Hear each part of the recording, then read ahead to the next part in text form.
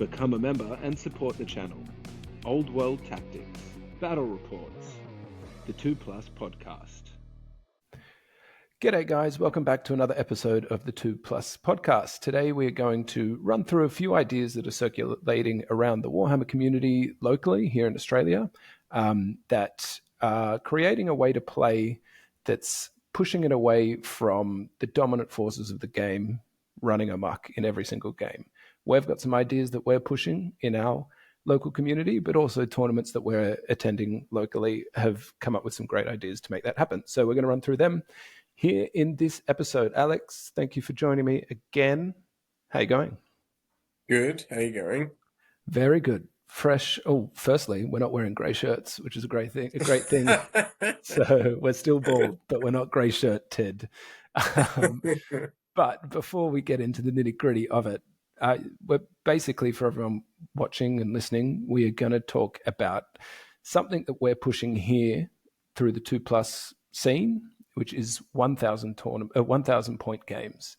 We've both now played a couple. I think you've played a few more than me, but we have found that it's a bloodbath, basically. There's a few I suppose you'd call it, attachments to it, which force that issue and create a bit more balanced list building to a degree. But we've had a really good time playing 1,000 point games. I think it gives people the experience that they look for in Warhammer, which is combat, which is rolling dice, and which is forcing the issue and stuff happening. People not just running away or playing the evasive game. And as a Wood Elf player, I do that often. But Alex, you've played firstly against your, 12-year-old son, 13-year-old son, as a way to get him into the game? Nearly 12? Nearly 12, yeah. As a way to get him into the game. But then you basically stumbled across it being really fun.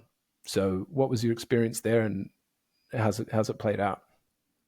As you said, I think probably worth pointing out some of the restrictions that we put on the game and that we're running a tournament with those restrictions. So it's not just a thought bubble.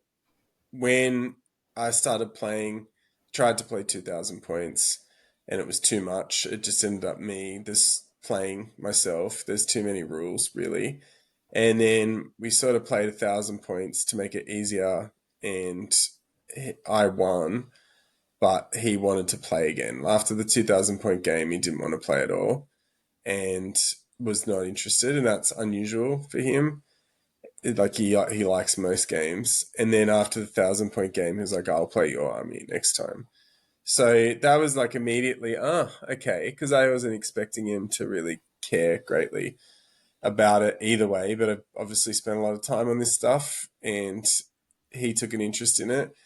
I think after that, it was so on one hand, having less characters is a big deal, and that's starting to become common, I think. And like we've gone right down to 25% in Sydney or in Western Sydney at the moment, and I think that's good. We've played a 2,000 point game on the weekend, and have played several 1,000 point games like this, and it's very difficult to get what you want. But in the games, you notice the difference straight away. Underneath that, playing just one unit of every type at 1,000 points, it's manageable. I have tried to make lists later on that are difficult to do, but I think the point for that for me is that it's when you have different types of units inside a 3-hour game, you're getting all these different interactions. So if you only get to play one game every 6 weeks or something like that, you're going to have all these mini games. Like, how did your fast cavalry go? How did your heavy infantry go? Whereas if you turn up and play, and some guy's abusing the rules and has got 3 of something and a maxed out character that hides behind a tree and dispels everything, I think you're just wasting your time in a game like this. So that's a very big stylistic difference. It's so far so good. I like to play different types of units, so maybe that's bias on my behalf. But the last bit that was very surprising to me was playing on a smaller mat for a variety of reasons. But yeah, turn the game, as you said earlier, from what as a tournament game is quite cagey. Like if you're a good player, you're really trying to preserve points and control or limit the amount of dice that you roll.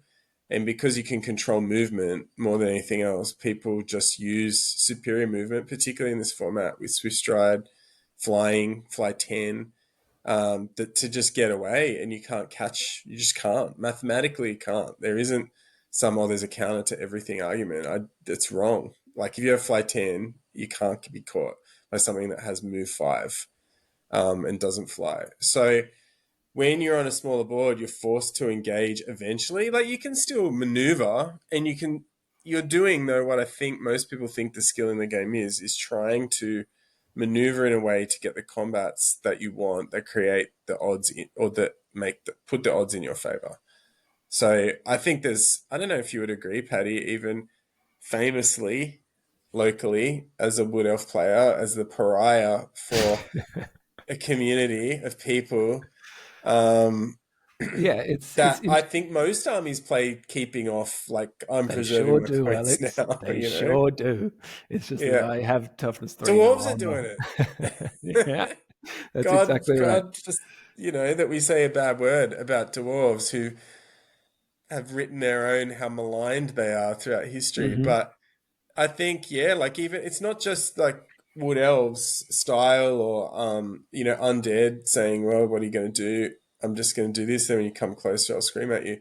It's also like, "Hey, I ran forward and I lost 3 of my Reavers, so you know what? I'm just going to turn around and run behind this hill and now you won't score any points." And there's a lot of that as well. It's in the rules of the game. So playing on a 3 foot by 4 foot board sounded normal at the time. Like, why not? It's 1,000 points. We play 2,000 on 6 foot by 4 foot.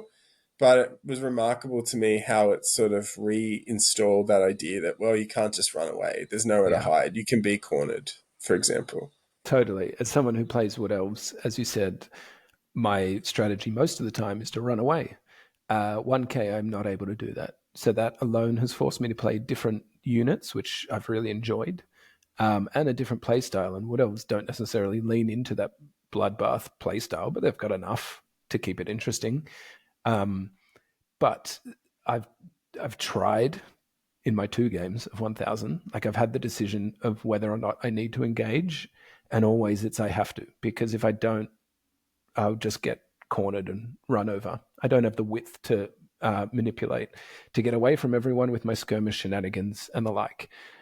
But we are running a tournament this Sunday, a 1,000 point tournament, um, called the 2+ Blitz, which the tournament pack should be on screen now.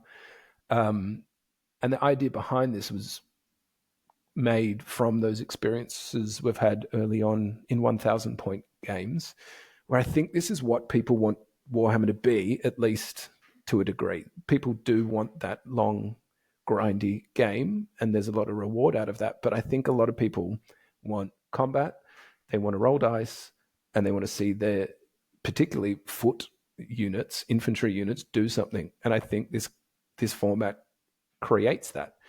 Um, I'll try and put a link to this in the description, because I'm not going to read these bits, because what's important here, just in case people are listening on Spotify, are the list building parameters, and then, as you mentioned, the board size. So I'll just quickly run through I suppose you call it the comp of this tournament. Obviously, 1,000 points is the list maximum. No list entry may be used more than once, e.g., only one unit or character of each type, which is huge, I believe. And you'll see we're going to share some of the lists here, or all of the lists that are playing this Sunday, and you'll see how that has affected the list building process. The other factor that's very, very key is total character points are limited to 250 points, so 25%, which I think, as you mentioned, that's kind of where the competitive scene is going. Whether it's 25 or 30 or even around that mark, there's the limitation of characters is where people have identified as how to limit the power of some lists. Core, special, and rare points the limits remain as in the army listing. No one core, special, or rare unit can exceed 250 points. So sorry, Steam Tank. Named characters allowed, allies and mercenaries not allowed. Legacy armies included. We'll be able to use the Renegade Legacy pack. So you created this tournament pack. What was the inspiration behind it? I know you've mentioned a bit of it, and you've mentioned the characters, but why did you want to go with the no duplicates, or, as I've learned today, the Highlander rule for some people that are aware of that? Yeah, to me, it was that their rules as written 2000 point format was getting pretty stale. And I felt encouraged on the weekend. I went to look at some of the lists that had come out, and Adepticon was played in the US. And look, admittedly, a lot of their lists weren't published there, but there were some named players playing. And I felt like for the first time, they they were playing uninteresting lists. The winner played what I think is conventionally understood as the best deck by people who've been playing online, which we care about on this channel. I thought some other somewhat celebrity Warhammer players were playing literally like top tier hard lists like Screams and the Chaos Lord on a Dragon. Um, so that's been coming for a while. There was a bit of disillusionment at the last tournament we played. Not so much that people didn't have fun, but just that the games are very blunt and the power level is very high stakes with what's out there. So I thought there was an alternative. And I think from all the conversations that have been had online or on the podcast that come out, like it's the TOs who create the game. Like it just would, GW's created their game. And there's some people who are going to play that and that's it. And that's okay. But for some of us who like Warhammer from 20 years ago, it's not the old world. We're not branded in that way. Yeah, there are different ways to play. And I think as someone who sort of missed the whole 6th ed, 8th ed thing, that, yeah, I had a particular vibe that I was going for. And I think that's still out there. And I think for us, you can disagree or agree, Paddy, but we've sort of held this line, not just to be positive about the game, but people want to play what's in their collection. As you say, like you paint these models. Most people have one or maybe two armies, and they might save up to spend money on a unit. God help you, if you're buying them from Games Workshop, how much they cost. Yeah, and you just don't get to play them at the moment. So I think that's part of it too. That's what I like. Like I want to sit down and play a game and think it's actually about these different unit types and trying to find advantages rather than I know what my advantage is in this list and I reckon most of the time tell whether I've got an advantage or not at 2000 points right away now, just from like farming all of these lists on the internet all the time. So yeah, and look, economically, it allows for more games. So once it played it, I wasn't expecting it to be as good as I thought it would be. Um, so I guess we'll see on Sunday what other people think, but just generally trying to get a variety of units on the table. And I was shocked that at 1000 points, it was still a game worth playing. That it wasn't just like 3 units and it was over.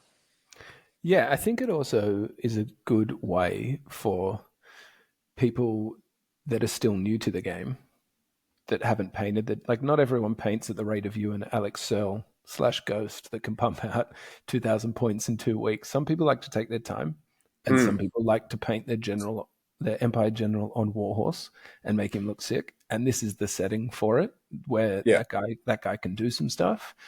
The other clincher for me is that where this tournament has 4 games in a day. Obviously, so in our experience, our games have taken about an hour to an hour and a half. The longest one I've had is probably an hour, 20 minutes. I think our game on the weekend, which we'll show some photos of in a sec, took about an hour and 10 minutes, and it was action the whole time. Like it's pretty easy Warhammer to play. So it's such a great entry level Warhammer experience for people. And as you said, we are doing the shorter board. So the board is basically cut in half. So instead of playing 6x4, you're playing 3x4. And at this tournament, there's going to be 2 games on that table divided by a marker. So you're going to be having 2 1000 point games unfolding next to each other. It's going to be wild. I think it's going to be hilarious. I mean, some of the things we're going to show that happened in our game when that's happening in a game next to you, it'll be so hard to not be distracted by it and get engaged by their game.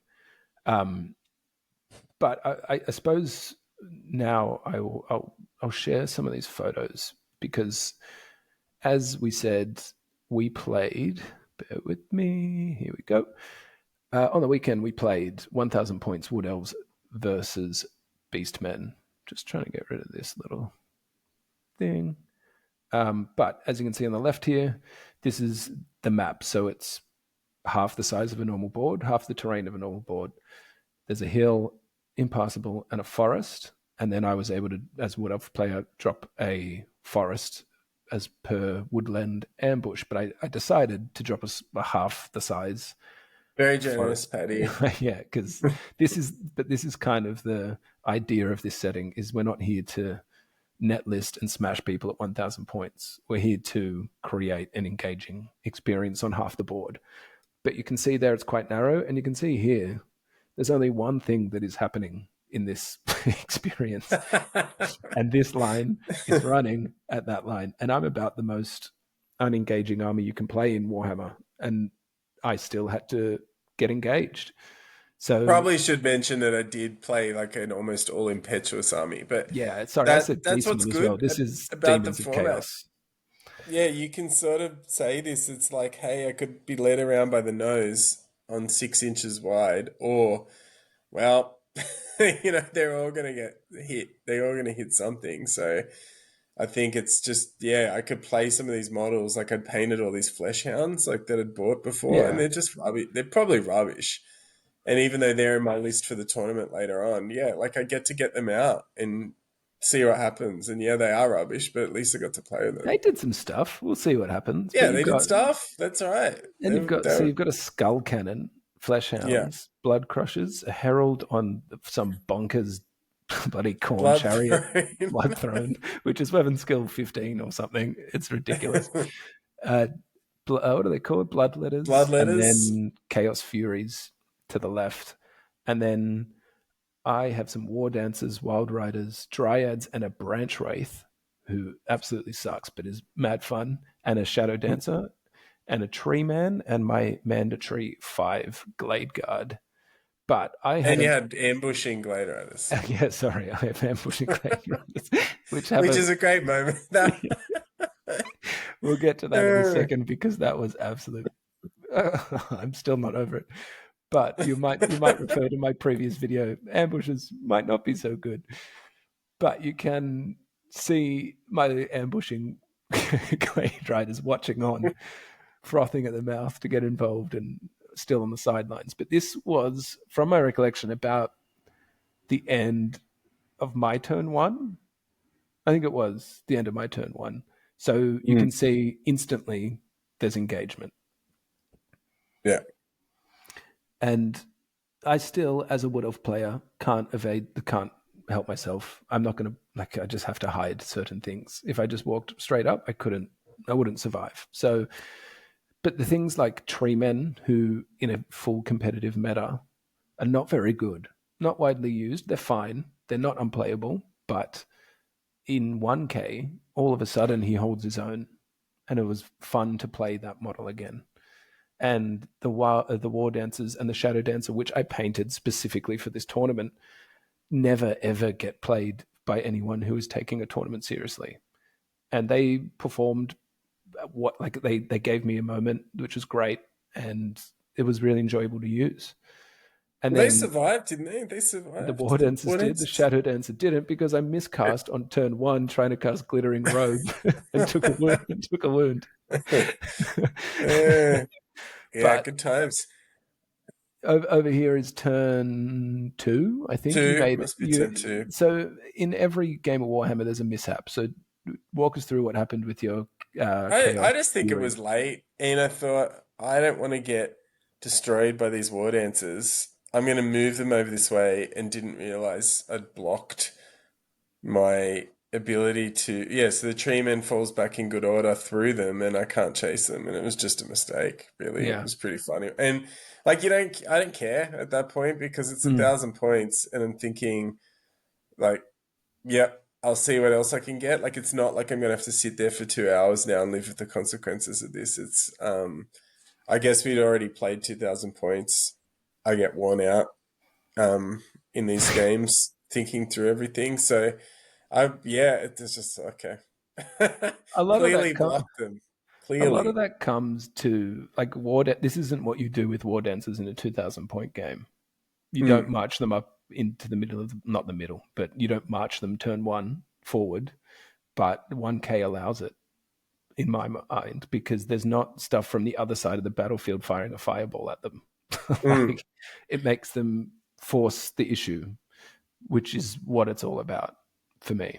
Yeah, and that's it. It's just not like that's the problem with Warhammer, the old world, at a higher point. It's more concentrated power. It's not when people are saying, "Oh, I think dragons will be beatable at 3,000 points." I'm like, what are you talking about? You just take two dragons. Like, Hmm. that's what everyone does. Like, I don't understand it. Like, if you could play 3,000 points, you would just take 25 peg knights. Like, that's if you don't think it's happening, I'm sorry to tell you, but it is. And it's not, people have fought the good fight against it, but unless the format changes, really, there's this weird acceptance I find in Warhammer of taking three of something and oh, you found some secret.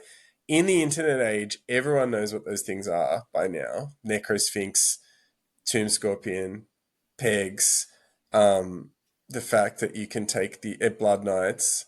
Like, they're just, everyone knows what it is. So if you've got them, you play them. If you don't, you don't. And I think there's, as we've identified on this channel before, less people aren't going to stop you from bringing them. Like, they're just not going to. So it can just, you get into these games where it happens and you can be unlucky, but that's 3 hours on a weekend that you could be doing Exactly. something else with.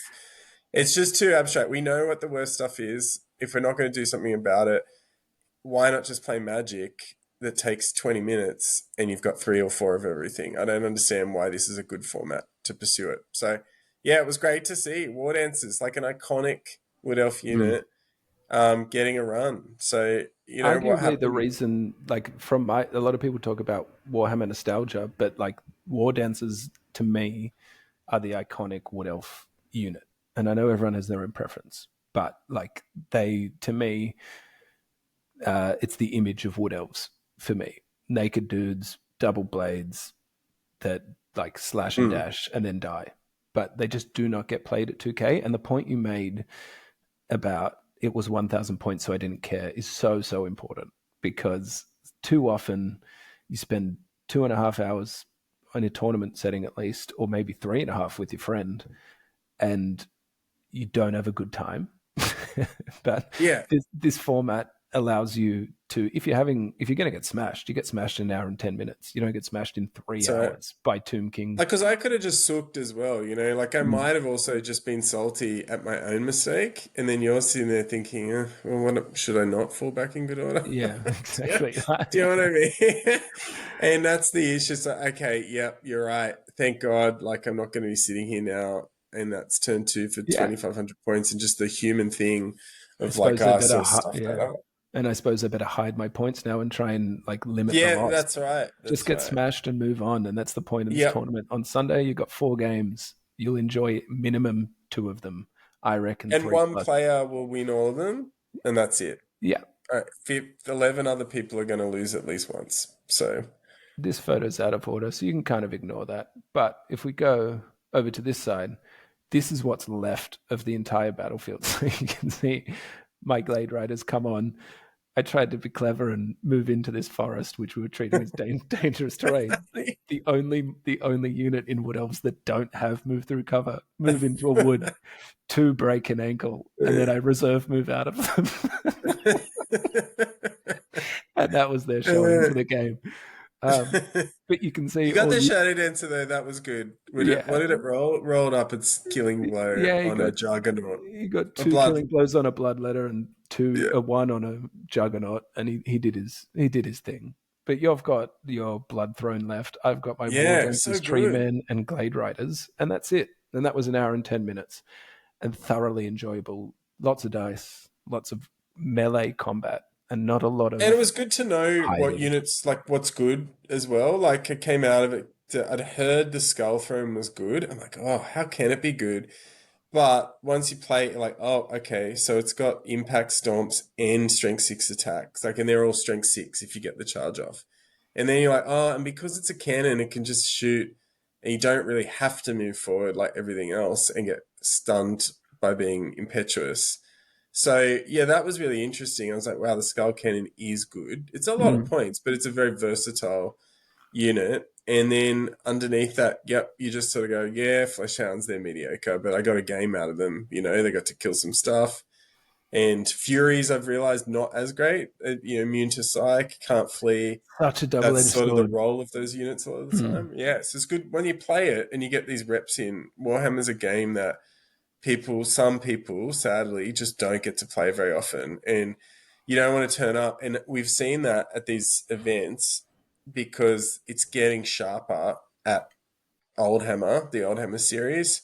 And I guess they're trying to create, they're doing a great job with those tournaments. And we're signed up for the next one.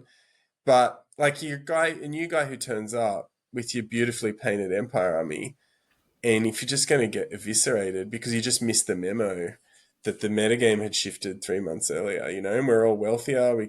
A lot of people can afford to pay for the best units. Like I think a lot of the units there are pretty hard. So it was great to try these things. And really what I'm taking, if we look at the lists, is just the other units that I haven't played. So, Yeah. I must say, I haven't played 1K against Bretonia or Tomb Kings. So let's just put a little asterisk we will against that, see. because that for me is the real divide in the game. But why don't we jump in to the lists? And first up in alphabetical order is you. So why don't you run Yeah. through what you've And got? God, how good's the format? The new I minimalist need, format. yeah. So I need to. I feel like I didn't do this properly. Mine doesn't look like this, but this looks great. Run us through your list. So, look, ultimately, I came away from it saying to myself, I just want to play the other things. We've all been looking at demons a bit more closely, and I sort of have a feeling I like the Gift of Mutation, the Zinch spell, and I think Flamers are pretty good with this 25% limit everyone's running with. It gives you a level 3 that casts as a level 4. And it's not really to be tricky, it just opens up, like the 25% for demons is pretty oppressive, to tell you the truth. But I have the Flesh Hounds because my general is I only have models for a Corn general. Um, so that gives me access in core. I just thought, yeah, like, before this, I was going to take 20 Furies in a 2,000 point list. And now I think, I don't know how good they really are. And I'm just going to try what I've got left. So I took the Flesh Hounds because I probably will never play them ever again, or at least outside of this sort of casual style format. I've got the 12 pink horrors, which is sort of that fills out the core, and they can cast one spell at a level 4, which will be gift in the tight What spaces is of gift? Is that the hex that reduces yeah, one of three or D3. two of three? I think it's 8 and 12. So if you get it off on an Yeah. 8, it's minus D3, and like that's going to be toughness most of the time. Is it weapon And skill, then if you toughness, get strength? two, it can be two categories. So it can be weapon skill, strength, or toughness. Yeah. Okay. And if you roll over 12, I think you can have two. Mm-hmm. So, but just reducing toughness is a huge deal, especially because the flamers will have demonology. So the guy's going to take the summoning and Mm-hmm. whatever else I can get. But even like gathering darkness could be really good in this format. I don't know. Like pretty much everything except the vortex is playable. And then yeah, just to try the seekers. They're pretty quick, and if I end up playing demons at the next big tournament, I just want to try them out, put some standards on them to get the points of that, the scenario points of that tournament. And the skull cannon was just too much fun, and I like to hedge my bets. Like at least I can, if someone turns up with a tree man, yeah, I can shoot at it, or I can hit them with strength 6 everything for a turn and go from there. Yeah, I was impressed with the skull cannon. I thought it was really good. Yeah. And just for the newbies or the ones that haven't been here, so legacy pack, obviously, as I've said, in effect here. Apart from the always 5+ ward save, has that had any effect here on this list? Uh no, I think getting pink horror, flesh hounds, no, core in general. Yeah, so pink horrors being in core, and Flamers. I looked it up, even though it doesn't look like on what do you call it? I checked the actual pack, but not Old World Builder has got a Renegade Yeah, option, and they seem to think Flamers you can't put in special, but I've checked it in the actual pack, so it might just yeah. be It could hasn't just been be updated properly. So yeah, it has. I wanted to play demons before the pack and would have played like a Zinch Corn hybrid at 2000, but it's good. I don't think any of it's world ending what's happening with the Renegade pack, so I think it's great. Like we'll find out soon enough if anything's exactly. busted. And maybe it's about time we get a little shake Yeah, up like everywhere. literally people were not playing these armies Yeah. at all. Let's go into Cameron. So Cameron, we'll go through, we've got 12 lists here. We'll go through them quickly. And I would say this is probably the strongest. You can weigh in. But Yeah, I mean Dragon Ogres and a gigantic spawn are just rough. Like yeah, so there's people who are gonna really struggle to deal with that. I mean, it's fun. You and I, we'll be sitting there licking our lips at the Demon Prince, like, what have I got that can throw ranks at it and just the hope that Shadow we Dancer sort of can just, explode. Shay, that's right. And he that's what can, it's all about. Like, if there's a 24% chance it's in on this, because yeah. the glory of nailing a Demon Prince. Mm-hmm. Spawn is fun, like a Chaos Spawn. I don't actually remember what the Spawn of Slaanesh does. Like, it's got I think all this, they've got funky abilities. Like, Spawn of it's, yeah, Slaanesh. Didn't you run that? Oh, wait. Oh, so this one is always strikes first. I'm going to say maybe immune to, I yeah, don't know. maybe. It Something like would that. make sense. Like, they're good powers. The Corpsman has Killing Blow, so maybe it's always strikes first. Yeah, there must be mini versions of the big one. I'd say Forsaken are great. I'd say there's not a like the spawn. I'm a fan of the spawn, honestly, and in 1K in particular, I would definitely be running a spawn just for the spike variants. It's too much fun, but the rest of Mm, this is pretty solid. Demon Prince yeah, stat wise, like we've yeah. always said, the stats are a trap. But when you're not coming against blocks of infantry and high combat res, which is unlikely in 1K, then he becomes a bit of a beast. Level 1 demonology, throw your dice at the summoning. Not going to argue Yeah. with that. Chaos Knights are fine. Forsaken are great. Dragon Ogres are great. Gigantic Spawn, particularly of Nurgle, is great for 170 points. So I Oh, yeah. think, Super efficient list. yeah, I'd say this would be the front runner, but there's a couple that can definitely beat it. But I would put Mm. this at list one. But David Spears will be able to give it a run for its money.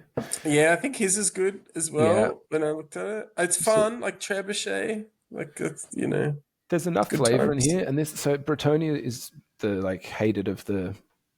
I would say it's probably second hated after Mm. In Tomb Kings. Sydney, Yeah. yeah, maybe Um, most hated. You are hated, but they are like generally hated. yeah, you're right.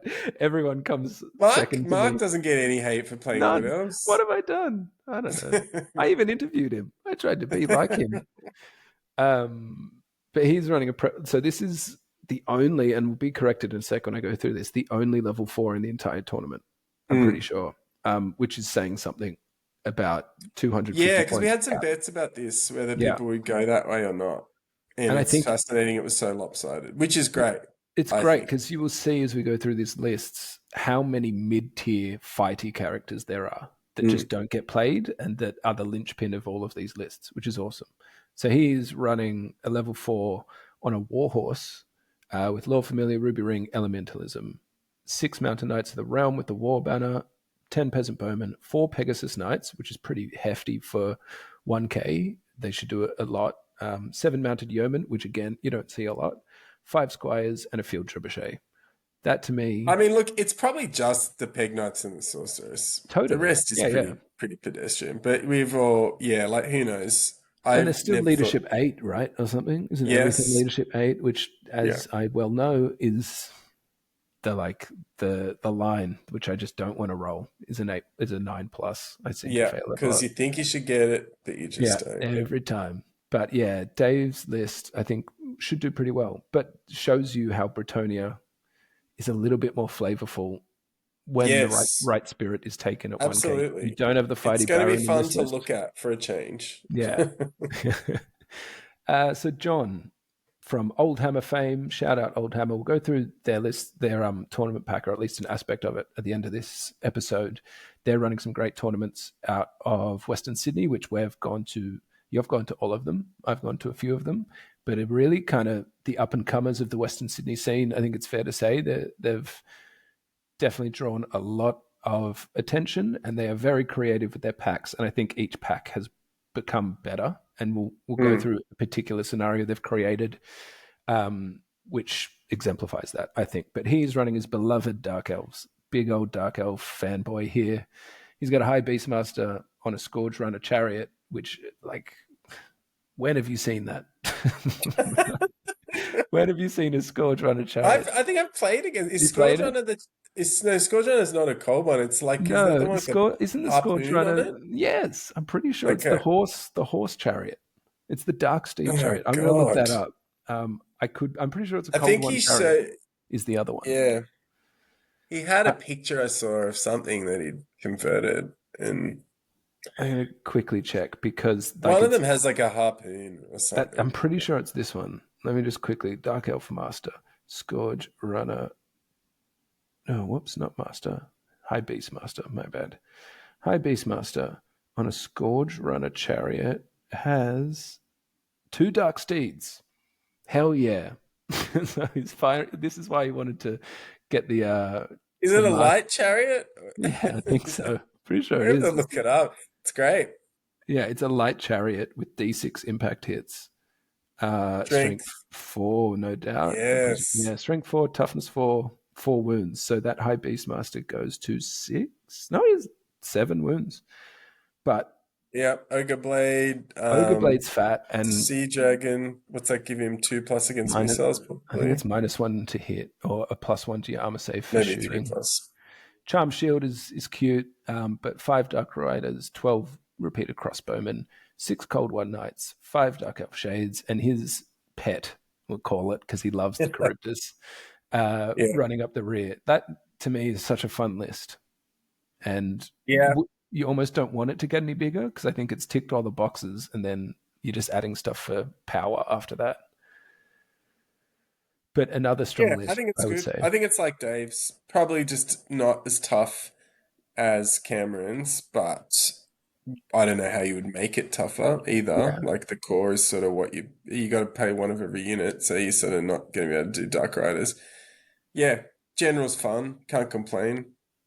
I mean, if he sits back and fires the harpoon, I'm going to be Does so it have happy. A harpoon? It does. Yeah, it definitely does. I'll pull up the profile because it's like, this is Jem, our brother, who might watch this episode, has been painting his Dark Elves for about 7 months now and has painted 8 crossbowmen. But this is the thing I want him to do. Let me just quickly find the Scourge Runner Chariot. Ravager Harpoon, Strength 6, AP 3. So it's a mobile and multiple wounds D3, but ponderous. So if you move, you get -2 to shoot. And we told him does it have a crew or is it just him? Ballistic skill 80. No, it has a crew. So thank God. Because I think we settled that with him that it's got to be the crew visor, not the master. I mean, not the Beastmaster. But anyway, I digress. Joshua Phillips. Yeah. So great guy. We've met him through Oldhammer as well. I think it might have been your first ever competitive game of Old World. Was that against Josh? Did you play? Not me. He played the Behemoth guys. Yeah. But he's running what is affectionately Fireball Thane. The John Wick Thane, I'm pretty sure, where it's like you get about 17 shots. If D3 hits or something when you hit. If you hit, you get to roll D3. 3+. So I think it's on a 3+. It's going nuts. It's got that and a level 1. So Runesmith, which acts like as a level 1, which almost maxes out his points, which is so good. And that's kind of where I'm at with my characters, which we'll see in a sec. 12 Rangers, 10 Quarrelers, 14 Ironbreakers, 14 Longbeards, full command on most things. I'd be really interested to see how he goes because the toughness, there's so much toughness with dwarves, and will they benefit from being in this tiny space that they can just sort of march, and you can't just run away from them for a change. You're gonna have to like get involved. So Iron Breakers too, like they haven't had a lot of play. They're very hard to kill. What is the Very, very. Ironbreaker deal? So They've they, just got extra, so 3+ save, and they've got some special rules that just make them harder to kill. But yeah, drilled, so they're right up, drilled. He could, yeah, could be a very fun army. I'm glad to yeah, see it because he's played fun armies before, but it's just been overpowered by 2K rules as yeah, written. yeah, exactly. But that is why we are here. And the godfather of the pod, the Oracle, Yeah. Michael Bastow, running his Heralds of Darkness, which is incredible. I love it. I love to see it. He's got a Chaos Lord, Mark of Chaos Undivided, on a demonic mount, 2 times favor of the gods. Banner of the Baying Hound. Lance, it's so good. I gotta find out again. It's like, I think it's, oh no, maybe it's Vanguard. That one might be the Vanguard banner. But he has 5 Chaos Knights, and this is where you see the no duplicates rule come into effect, which in a similar list which I was building towards, Nomadic War really limits some of these things, but you're just committed. So he's run 12 Marauder Horsemen with javelins, shields, Mark of Chaos, and a musician, cavalry spears. I played against similarly. Sorry, he has chosen Chaos Chariot and 5 chosen Chaos Knights as well, with the Icon of Darkness, which I think is -1 to hit from shooting. Yeah, it's the Vanguard one. Yeah. So he's in your face as heralds are, which is great. Yeah, and his general's good to go against anyone. Yeah. 2 favors. Mike had a famous mishap. I can't remember if we mentioned it. We did in the Joy of the Unfolding episode where he had 10 Marauder Horsemen with javelins in his front line. He fled, fire and fled, chose not to, I'll add, swift stride, ended up within pursuit range of my treekin, and my treekin, of all things, just mowed them down. They're elite unit, Paddy. You're starting to learn. Everyone will come to the treekin party. But that's Mikey, my carpool buddy. It's going to be good times. Michael Kerr, who's a new face for us, but a long-time Warhammer participant from what we're learning. So excited to meet Michael. He is running Dark Elves. He is running a Master on a Cold One with the Sword of Might and Enchanted Shield. Sorceress with the Tome of Furion, level 2 with Demonology. Tome of Furion, extra spell, I think. 19 warriors with shields, spears, Banner of Haganeth, which I think is the extra AP one. Yeah. 5 Dark Riders, all the trimmings. Black Guard, love to see it. I'll still take credit. Absolutely. Trendsetter from Oldhammer 1. Drilled, full command, and then 5 Cold One Knights. What do you think of this list? Yeah, look, it's obviously a bit softer than the hard tournament list. I'm grateful to see these sorts of generals, my generals sort of comparable to that. So I think what's level 2? Tome of Furion is I think it's an extra spell. Extra spell. I think. I could be wrong. I'll look it up. But a general on a regular cav or heavy cav is what 1K is all about. It is so good. It's so like you just don't see it. There's a lot of it as well. We didn't tell anybody unless they're like very close listeners of the channel. Yeah, one more spell. One more spell. So yeah, this is about as fair a list as you're going to get. 10 out of 10 Warhammer. Yeah. Hopefully they're the old Dark Elf Warriors monopose plastics. Monopose, spears upright. Yeah. Do they have spears? That'd be even better. I think so, yeah. Oh no, the swords? Yeah. Are they what are they called? They're called bleak swords or something. I'm pretty sure bleak sword. Paddy Gallagher, my namesake, yet to face you on the battlefield, but I think this might be our time. Could be, yeah. The odds are pretty, 1 in 3. They're pivoting. So they've been running started Wood Elves, shout out Wood Elves, and then moved to Chaos Dwarves, and then is now on Empire of Men with Order of the Blazing Sun, which I honestly low-key love because of Evasive, no doubt. Nice. But Evasive Empire Knights, hell yeah, man. And I forget what the other aspect of Blazing Sun is. But she has a chapter master, Order of the Blazing Sun, on a warhorse, barded warhorse, and the Sword of Justice. Can you check what that does again? It's something fun. Okay, so they're evasive with flaming attacks, Yeah. and Oh, they my claim an trees. additional. Yeah, they claim an additional bonus of 1 combat resolve point when calculating its combat result Yeah, during a turn in which it charges. that's handy. Isn't Sword of Justice rerolls? I It's an think old it's one, like, Sword of yeah. Justice. It's like it used to be a sort of mid magic item. Multiple wounds too. Yeah, good. May reroll any failed rolls to wound. Yeah, but no strength Armor bonus. beam 1, AP 1. And Strength is user. Oh, so strength 4. I think surely a chapter master's strength 4. But like again, mounted cavalry generals. Yes, general on a warhorse. Priest of Sigma on a barded warhorse, shield and heavy armor, great weapon. 6 Empire Knights of the Blazing Sun, full command. 6 Inner Circle Knights, Blazing Sun, full command with the war banner. And then 3 Demigryphs, Blazing Sun, full command, and a great cannon. It's a pretty thematic and fun list. And that game, I imagine, will be over in about 50 minutes. Tops. Half an hour. It's going. There's a few one of two. cavish lists that just could be bang, charge, counter charge, bang. It's over. I always imagine lists like this running up against other cav lists and not to go full Lord of the Rings nerd time, but 2 Towers when they're coming up to Helm's Deep and the wargs come in that have been stalking them, and then the cavalry and them like collide and the music cuts out. It's hectic, but it's just like cavalry charging cavalry. But hey, that's me just geeking out for a little bit. So we'll move on to my list.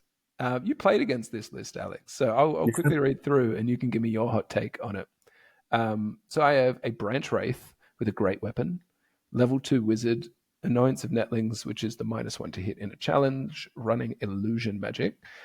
Shadow Dancer, level 1 wizard running illusion with the Spear of Loek, 5 Glade Guard, Arcane Bodkins, 6 Glade Riders with ambushes, and a Standard Bearer running Hagbane Tips, 7 Dryads with a Nymph, 5 War Dancers, 5 Wild Riders with shields, and a Tree Man. What do you think of this list, Alex? I mean, I don't know what's not to like. Like, you know, it's all about the Branch Wraith. It only has to happen once, really. It does. Like, it's 130 points. Yes, it's soft, but like you get Spectral Doppelganger off, or you get the 6s to hit, and it does something and holds up so the Treeman can get in or something. Shadow Dance is already fun. Like, it's just the fun units. It's good. I think every game something will happen. There's enough going on with War Dancers and Wild Riders that you'll get some sort of spike on the dice. Yeah, for the unaware, the combo I'm going for with this Branch Wraith, -1 to hit in a challenge, try with all my might to roll a 5 on the dice so I can cast Glittering Robe. And you've got to actually roll it once and actually cast. It's not just get it. You've got to get it off. I know. And you've got to be in combat. Like, what's the initiative? The initiative's got to be low-ish as well. Sure. Yeah, and it's a great weapon, so it'll be last. It's just about the 6s to hit toughness 4. 6s so to you hit. Got to get both spells off. Yeah. But if I Spectral Doppelganger one person with my great weapon, I tell you what. And the Shadow Dancer can Spectral Doppelganger too. Yeah, if you but get I think that, surely I'll roll for it. And he always strikes first, so I would need to roll. Oh, yeah. What is Spectral Doppelganger 10 to cast?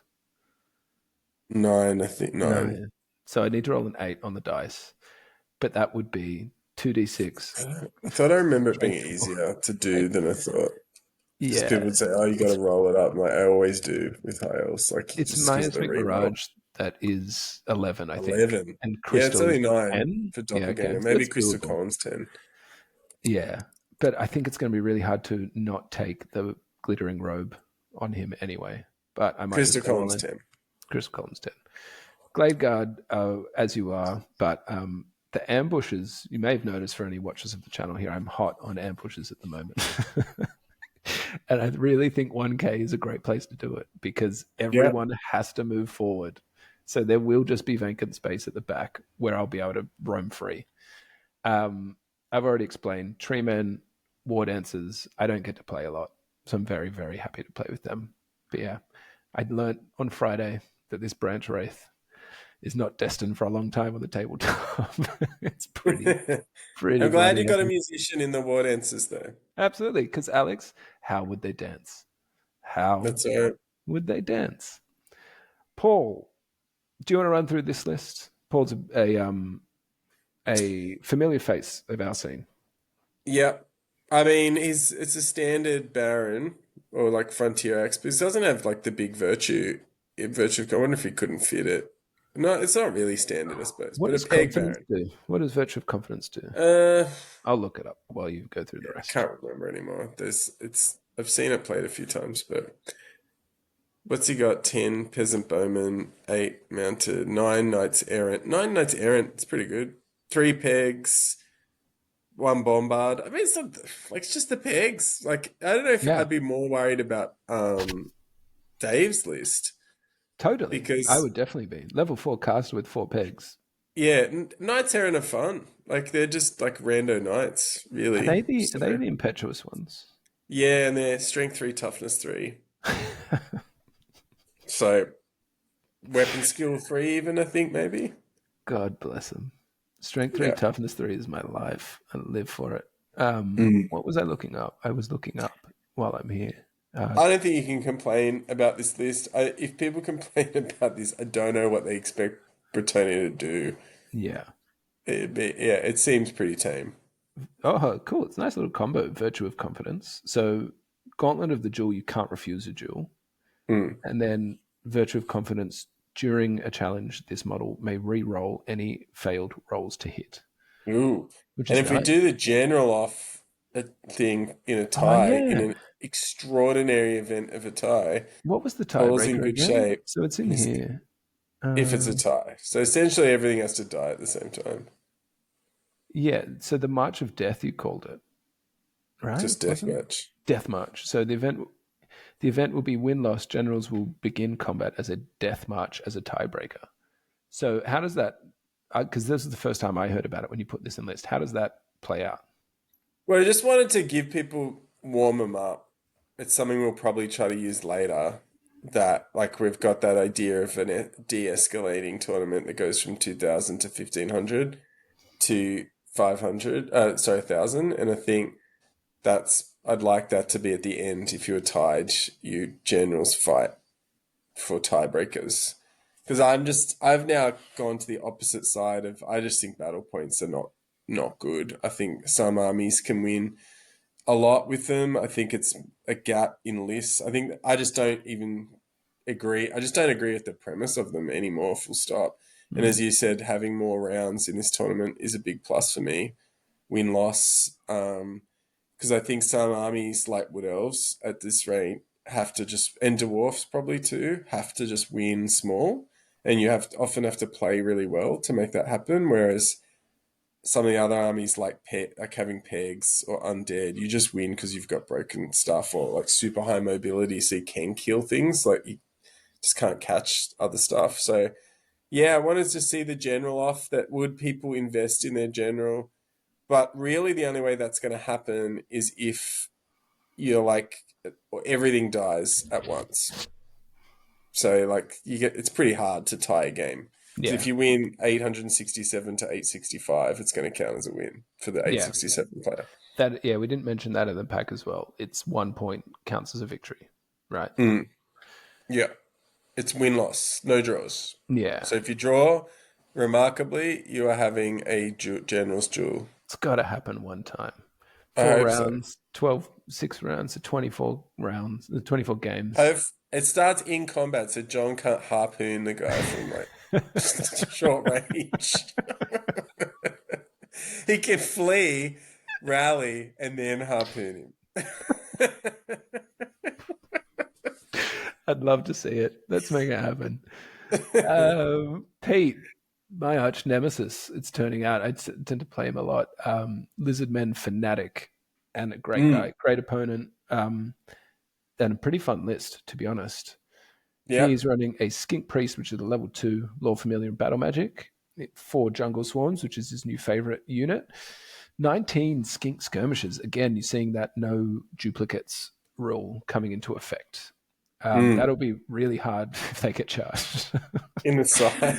You get charged in the side, they're going to be able to rank up. There's going to be a lot of dead skinks there. A Bastillodon, I know he loves this solar engine, and I think at one time he killed 7 Wild Riders on one roll with it, which was excruciating.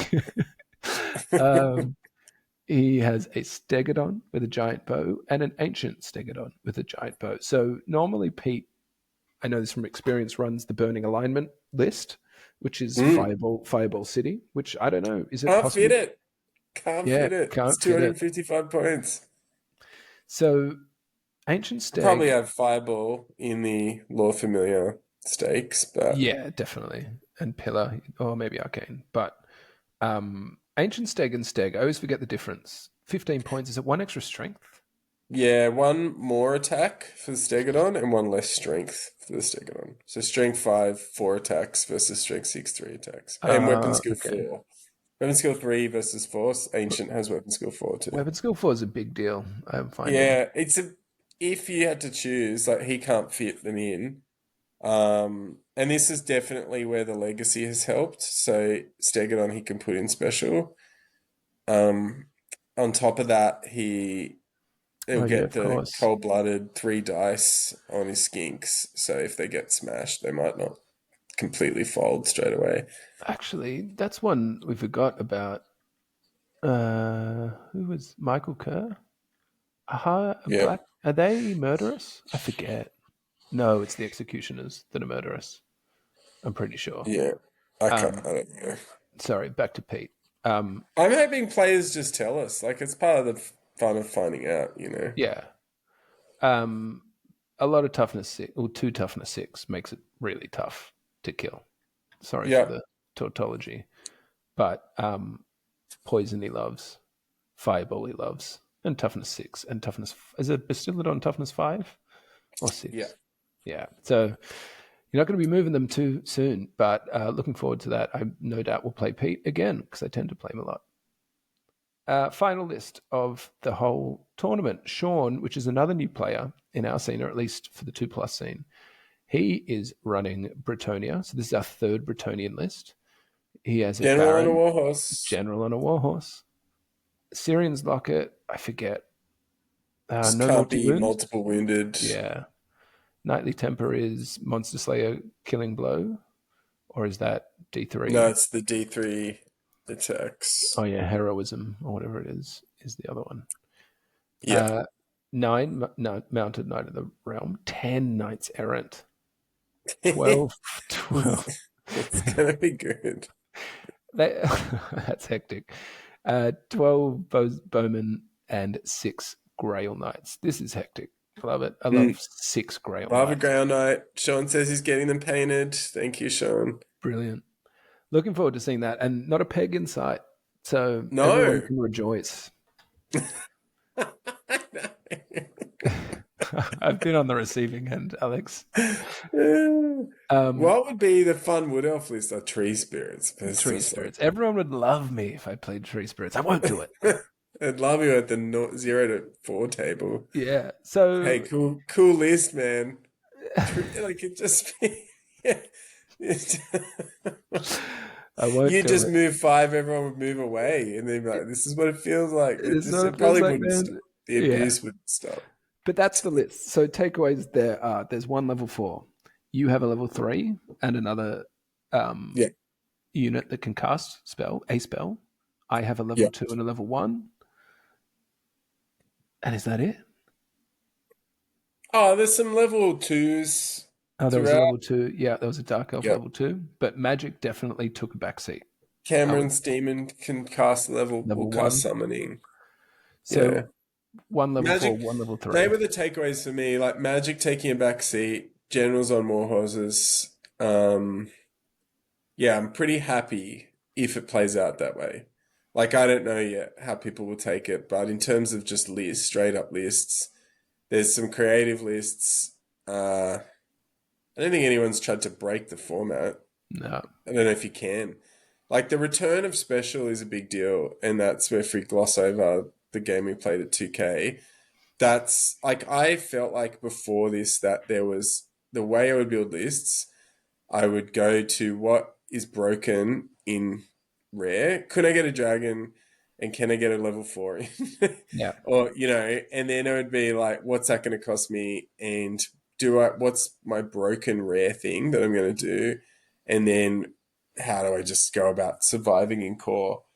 And special was a complete afterthought. And looking at the 2K lists with 25% characters, I was thinking, oh, you know, you're just going to replace 25% of characters with special, and some armies like Empire, Warriors, maybe Beastmen.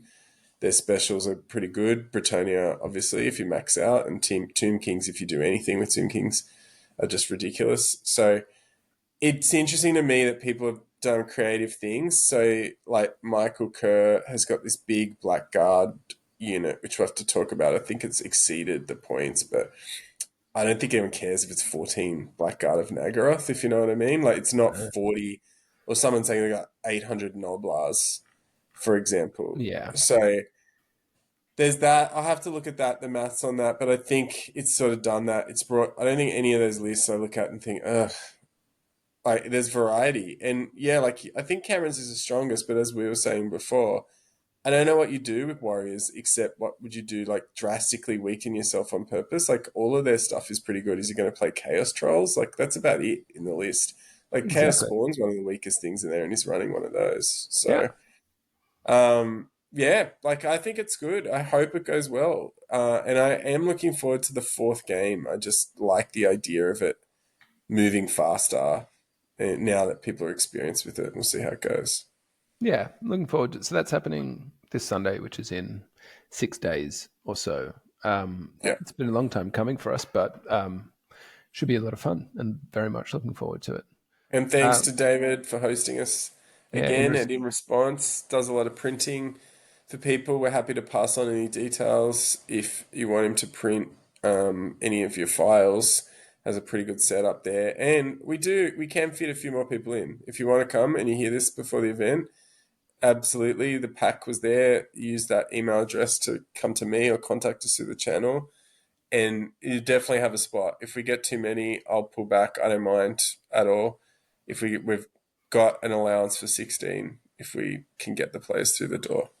Yeah, so we've got 12 out of 16 at the moment. 12 we're very happy Yeah. with, and we think it's going to be a great day. But obviously, the more the merrier. And given the shared tables, we can definitely fit 4 more people. So if anyone's interested, I will be sharing this in the Old World Fanatics Warhammer Australia Discord, which has a lot of people in there. I know there was one guy in there asking about in response. So if anyone's in Sydney, Western Sydney in particular, that's where we're going to be. So come along and reach out, as Alex said. If you would like to become even more of a supporter for the channel, by not just coming to our tournaments, but becoming a 2+ supporter, please consider joining our Patreon and our YouTube membership, which are both set up now. There's just one tier which helps us pay for this software, which we're now recording on to get a bit better quality, longer episodes, easier sharing of content on here. So if you're looking to help support us, we've got a few more ideas coming down the works. We've also got a free Discord that is open to everyone. Links to everything are in the description of this video and also on our YouTube channel page and in our Spotify, I think, but we'll update that if not. Yeah, we might have to work on that. But you can already tell the difference. Thank you, Ghost, Silver Dave, Sick, and Jeff, because, yeah, this has been able to go on longer than usual, indulging us, but the visuals are so much better already, aren't they? Yeah, but for anyone who joins the Discord, feel free to, we do a lot of tactics videos. Ask us to look out for certain things. We love making the tactics is our real driver behind this channel and the thing we like to do most. So if you've got ideas or suggestions or feedback, please leave us comments in here, join the Discord, chat to us. But yeah, happy to have everyone join along.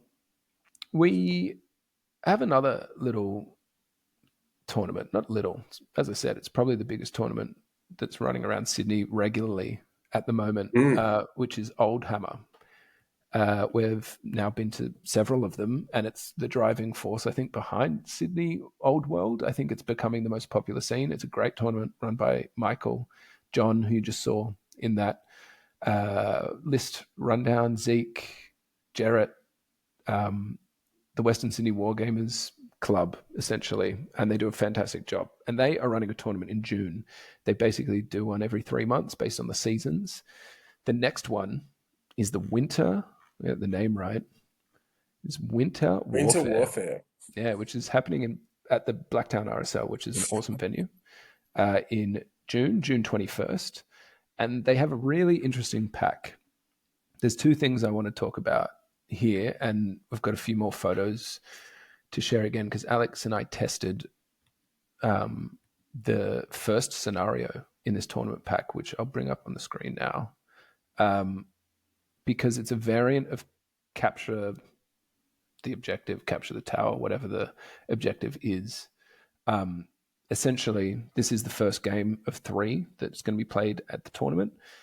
There's 2 towers in the middle of each battlefield, and you need a infantry unit that's unit strength no more than 10, so max 10, that can enter the building. And correct me if I'm wrong, but only 5 of that unit can defend the building. Is that correct? So basically, you march up, touch the building. That unit is considered inside the building, and they get certain benefits that are explained. I think it's page 2, or there it is, page 275 in the Warhammer Old World rulebook, which explains like certain things, like they get full cover when they get shot at by a cannon, when they get hit by a template, all this kind of stuff that makes them a bit more defensive. But there's 2 key points. One tower is worth 2. If you get both, they're worth 4 battle points. This will play into something else a bit later, which we'll explain. But what was when you first saw this, Alex, what did you think of this tournament pack and this scenario in particular? Look, I think reading the rules of the tower, it's very clever, because I don't know I know these guys well enough and have had access to the way they talk about things, preparing for events. And it feels like it has John's fingerprints on it. But I just feel like you had to know the niche. Like, the tower rules are so niche. And I know they're trying to promote infantry, and this is the first thing I've seen that does it in an unobtrusive way. So, as we were saying earlier with the comp for 1K, like looking at elegant solutions for problems that don't disenfranchise people, or which I don't think is well understood by the people who are putting out these quite complicated systems, that just are creating barriers to people who don't have this like really super in-depth, terminally online type of mindset about the game, which is a really tiny minority. Like, we've found out with this channel and its popularity, thank you to all of the people who comment all the time. We appreciate it. We don't mind being told that we're wrong. We learn a lot about the game that way. But there's just people everywhere who want to play, and even like new players coming to the tournament that we've created. So yeah, like, it's very clever in the way that it makes infantry important and gives them something to do without distorting the game or creating this throwaway, you need something with a standard, so I'll just have the cheapest possible unit I can, hide it behind the thing, and try to run out on the last turn and grab the points. So yeah, I thought it was a very clever idea. There is a bit of a key bit that they've added, that it's also low linear obstacles. They've really gone all out so that it sort of protects that unit from stomps and impact hits too. But yeah, I thought it was really good. And I guess playing it, it's sort of fortified that, no puns intended, that like like the long and the short of it for me is that these points are going to decide the game, which is good for a change. And they're in the middle. They're open to anybody. You're going to have to compete for them. Obviously, if you both get 1 tower, that's something, but it doesn't do much. But if one person gets 1, you're in trouble. And if one person gets both, I think you're going to lose. Yeah. And I think the other part that is really important about this pack is their redistribution of the victory points. So normally when we play at Oldhammer, I think the standard is 0 to 149 points differential is a tie, and then each 150 point bracket after that is 1 point either side. So an 11-9 is 150 plus to 300 or 299, whatever it ends up being. You can see here that it's 0 to 249 is a tie. So you are grinding out these victory points from killing things, which forces you to focus on objectives. And we found that, I think, in our game. And this is what is like, the towers are great, but I have played certain missions before, and you can just ignore them. But when it's this hard to score points, then you're forced to engage in the setting that is in front of you. I should point out, Paddy, you probably should have got 127 more points, which, because my Shaggoth was reduced to less than 50% of its wounds. Did that mean I won? Oh no, I still lost. No, it didn't. I didn't want to ruin that part, but did I not get as many talk points? About that later. It does fit the narrative that it was pretty much there would have been almost negligible difference in the victory points, but because I had one of the towers, like I won cleanly off having a tower. Yeah, I didn't actually notice that. So that's another great point. And I think we've seen it in certain tournaments already, but it's so important. If you do 5 wounds to a dragon and you get no points, it's an absolute cop-out. So instead, if you get like 250, that's pretty good to throw poison at it for a while. Totally. You know? So I think they're very Too clever. bad it does nothing about undead, but okay, we'll do a video later about that. Well, look, I put it in the hands of Oldhammer tournament organizers to figure out how to make undead balanced. And I reckon they can do it. Because do I. This is the problem we're going to face. People pretend it doesn't exist. It is atrocious. It's worse than the other problems. I don't know. They're all the same. But dragons, peg movement, and undead, not only can't kill me, you cannot score any points. Yeah, it sucks. But let's I'll pull up a couple photos. We've only got 2, but I think they're interesting. So right here is the end of your turn 2. I went first, Wood Elves down the bottom, Beastmen at the top. You can see the 2 towers in the middle. I basically haven't moved from my deployment line for a lot of things. And Alex, as Beastmen, has marched straight forward. Behind this tower, there is what's he called? Doom Bull. And there's 10 Gores, full command here in skirmish formation, that are just marching straight towards this objective. So Alex was playing with the objectives in mind and went straight for it. And I presume that was something you thought about before coming into this game. Yeah.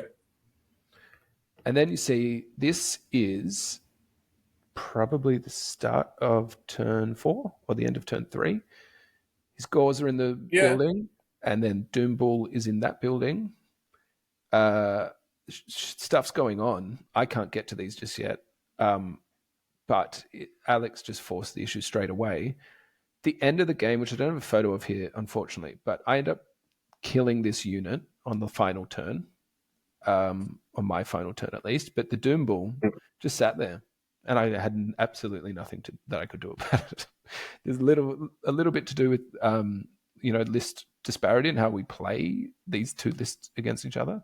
I had to deal with the things in my face, otherwise I'd die. But Alex didn't need to engage with the Doom Bull. He may as well have sat there. And 2 bonus points in this scoring alignment is 500 points worth of kill points. Is that right? Yeah. So yes, you're right. It's worth 500 points of kill points. So that guy sat in a tower the entire game and killed a dragon, metaphorically.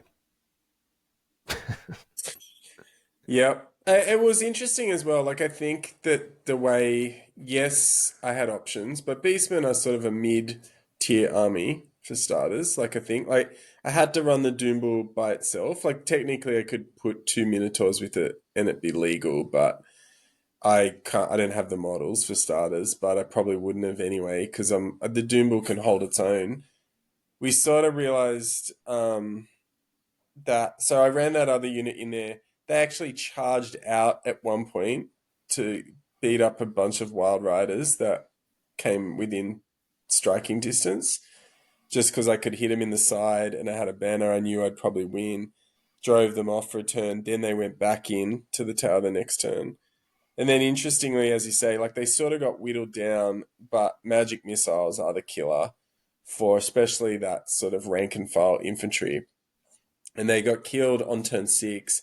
But I still got, and funnily enough, this was probably another mistake, but like just by the barest, like we just quirk of fate, I had a unit of harpies, which are also like you can see them in the woods at the back here for this purpose to sort of harass a tower, and they did better than I thought in this game. I thought they were garbage harpies, but the 2 attacks seems to do something. I guess movement 20 can help. But they got into a position on that hill on the bottom right and had a march, enemy sided march test to literally fly in and get the tower. And I just failed it. I mean, they're leadership 6, but yeah, like if I'd sort of been a bit more conscious, I don't know if I was on a pursuit or something in turn before and I just ended up in a bad spot, but it is something like I was able to take not only Doomball, which I doubt will be in my final list, but I had multiple units that I could contest that with. And outside of magic missiles, it's hard to get them out. Yeah, and the other thing I didn't mention about this tournament comp is it also has 25% character limit. So that at 2,000 points is 500 points on your characters, which forces you again to create more, bring more core, special, and rare, obviously. That leans yourself into, in my eyes, bringing a lot more monstrous infantry, which at least for this scenario, because they, in my eyes, are the best at capturing these things. As you said, magic missiles don't have any implications or negatives in this scenario, but shooting does, charging does, and stomps do. So my Treekin, for example, perfect, at least for Wood Elves, to capture it, because when you're getting charged by a chariot, it's the impact hits that do the damage. When you're getting a dragon charging you, it's generally the stomp. Yeah, it's the stomps that provide the security. Yeah. You can't whiff on stomps. So if you've got high toughness, reasonable armored stuff in that tower, Fireball's not going to do enough. Wind Blast might do a bit, but when you're putting 10 Gores, for example, could just get fireballed out of that tower. But when you're chucking, like, I want to see some bloody river trolls coming out, or some stone trolls, and just sitting in there, and good luck. Because I think anything toughness 5. Yeah. A troll's toughness 4. I think they're toughness 4. But Treekin, I think, are there for you. You might just try to get them in there, like with a magic spell, if you can. Like, I guess you've got to. I think it's exactly 12 inches away. Is. Maybe it's not. Maybe, I don't know. We have to check with the organizers because I think that makes a difference. That if you can march straight in or you can use a spell to get straight in, you should. Because the other thing I say too, and that's what's really good for beastmen, but I imagine a lot of armies that run infantry, it could be good for too, is it creates this melee in the middle of the board. So you would have had to ruin what your army is trying to do to try to compete. So I could just move up and I was able to put things like the Gorgon, which is a liability on either flank to getting sort of frenzy baited. I could just ram it straight up the middle because come in, try to stop me taking these towers, and you get a Gorgon to the face. Like finally, it's going to do something, which in this game, it got to. So I think that's the other side. I just think it's very clever. Like I really thought, and it's made me very sort of bullish on the other features, like in the game, to just have a single feature create this sort of change to the game that doesn't say, hey, let's just do something to pegs or let's do something to undead, as much as I might want there to be something like that. It's just like this, okay, there are different objectives. And everyone's been banging on about scenario design, but they're too complicated. Like, this is something you can touch in the middle of the board, and we're fortunate enough with our inventory to have actual towers, and I thought it was good. It made a sense. So, and we're probably fortunate enough to have arcane ruins or things like that. and it does make a big difference. So I hope they can create the scenery, which I'm sure they will, in a sense that evokes that. But I think it's probably one of the best ways I've seen so far at trying to shape the way people build lists and play back towards some of the things that aren't getting a lot of traction. Yeah, I mean, let's be real. The only way that the game changes the way some people want it to is with points redistributions in the core rules. Yeah. It's just not going to happen. So the only way you can really Mm. affect it is going to tournaments with good TOs that are thinking about this kind of thing. And Oldhammer, as I said, we've been to a few. I don't think all of their missions have been perfect in the like I've been to 3 now, and some of them I've just been able to ignore and haven't had a big impact on the game. Some of them have, but this is the first time where I think they've really nailed it with 25% cap and this tower scenario. There's other ones which we'll go through at a later date, most likely.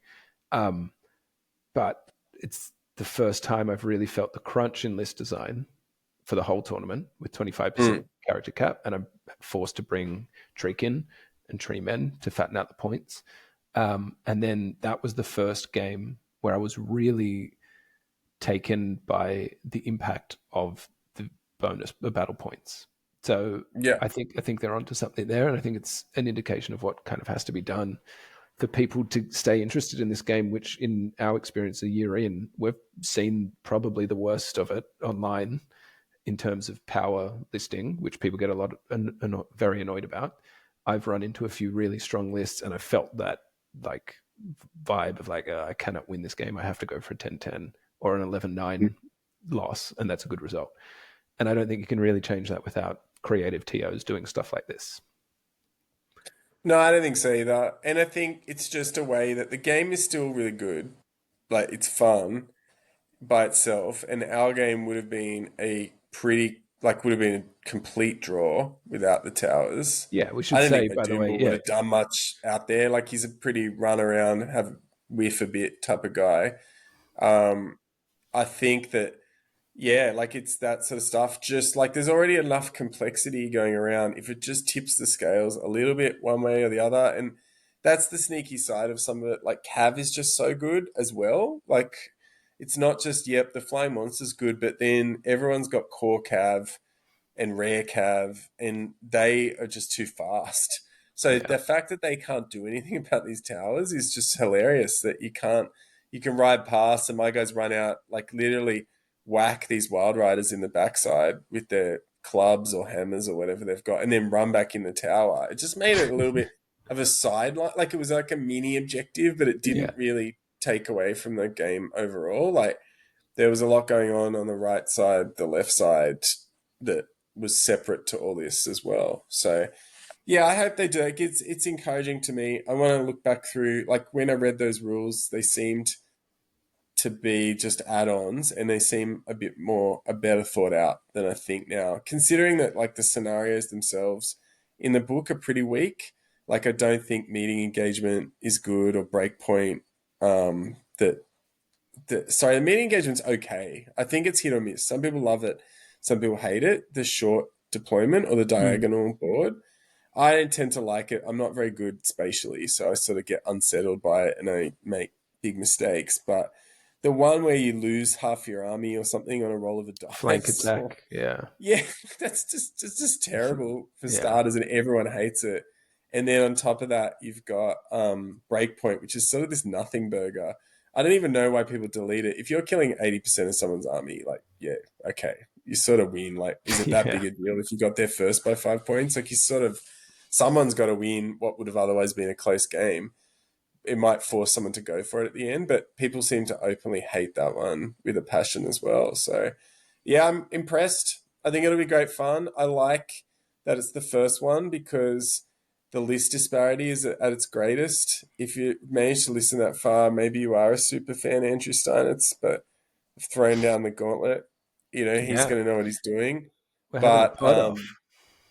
yeah, that's right. Whereas if you do turn up and you've got that, people might be are going to need a hedge in their list for this scenario, but it doesn't gel with the other two scenarios. So you're sort of like, Yeah, oh, can I give up I'm already looking at, if I take 4 standards, and then that means, there's like 5 gores running around with a standard and a fireball wheel, just pick them off. Yeah. So I could be was good. It's good. as you know, I'm building a nomadic war list. I have been for a while. I've got the models, I'm slowly painting them. And I was like, June's it, baby. This is when I'm playing them for the first time. And you know what can't capture towers? Cavalry. So that's going to be great. Just go and just kill everything, Paddy. Gotta Kill kill everything everything. else. Just can't charge what's in the Ravens, tower. everything around it. They can only fit unit strength 10 in there. So Yeah, how bad could it be? exactly. But Mm. yeah, looking forward to it. And we should point out that in that game that we played, I think the end score was what 820 to 950 or something, 820 to 970. Yeah. So I feel like it was definitely that 127 points would have made it pretty much basically even. Yeah. So it was So a draw, but you won purely on objective points.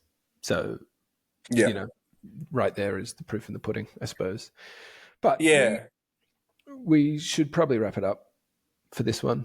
It's been a good chat though, and I think some like we're seeing in the old world community online across the world, people are getting creative, and I think it's going to Yeah, have a good lot to be effects. positive about. Like these games are good. It's great to be playing. Look forward to Sunday. They've been closer to the ideal of how I would like to play Warhammer than I think, and this is no one's fault, but I think I was a bit sour after the last tournament, and it just was because of like I was playing a dragon. I had 30 Sisters of Avalon in my deck. Like I'm one of those guys, but I just felt like the games are just becoming very blunt. Like Yeah, I do this with my dragon, you go that way, we kill each other, and see where it goes. And it's the high power level of stuff. I think the game's better when it's a bit more diluted and you get to roll more dice. And as much as like spikes of luck then happen, you're rolling so many dice that they happen to both players. It'll never be even, but they happen to both players, and there's enough drama instead of, oh, he rolled a 6, didn't roll the Monster Slayer, and that was the one moment you had before I just eviscerate the rest of your army. So yeah, I think it's good. I'm not like going through any crisis of faith. Like every other experience I've had has been fantastic with the game. But yeah, it did make me feel good about it all. That it's sort of like underneath the veneer of that top layer, it's a really great game. yeah, I agree. I've had a fantastic time. I've had a fantastic time talking to you, as I always do. Oh, thanks, So, Patty. you know, Stay positive. Jeez, you so got to stay good. positive I'm in gonna this old go world. upstairs and go to sleep with a smile on my face. Good. And I hope those that have watched and listened also have a smile on their face. And if you do, please like, comment, subscribe, and consider joining our Patreon. It would go a long way. So thank you, everyone. Hope you have a great night, day, morning, evening, whatever. I'll see you next time. Thanks a lot. All right.